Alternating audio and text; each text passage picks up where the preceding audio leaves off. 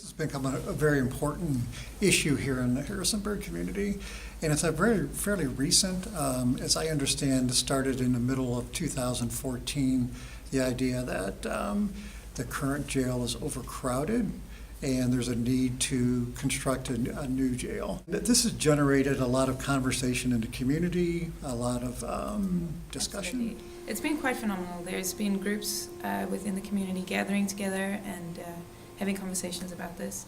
Actually, the groups have been getting bigger and bigger progressively, and there's a lot from a diverse population, not only meeting together in their own ethnical groups, but people are actually meeting together and talking about this. Yes, there's been a lot of controversy. Some people are very for it, some people are against it, and a lot of questions are being asked, like what other processes are available to us? What could we do instead of having a bigger jail here in Harrisonburg?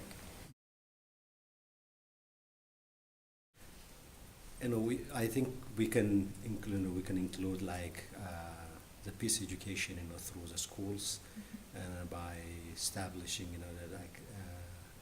peace clubs, in the schools, and even for the government, instead of allocating budget to build a prison, it's better to allocate that budget for the education system and include, the peace education in the system and help the people.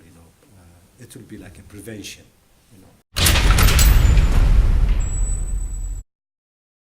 A year and a half ago, our son, our youngest son, who's African American, he has long dreads, and we always are nervous when he goes out and what happens with the local police where we live.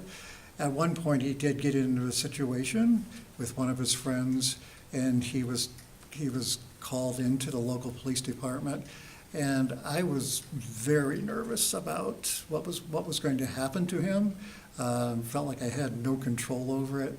There was no alternatives as far as what he could or what could be done to resolve the situation.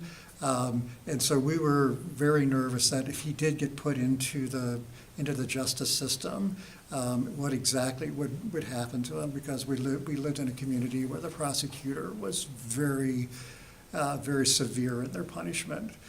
Fortunately, we were able to work something out that he did not have to go to prison, but we were very concerned about that.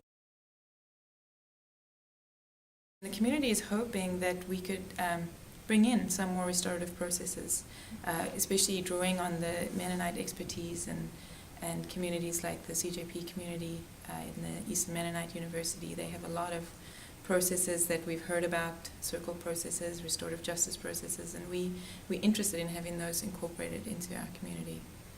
And we also hope that we can lower our incarceration rates, that we don't have to go along with the rest of the country and have such huge portions of our population in jail.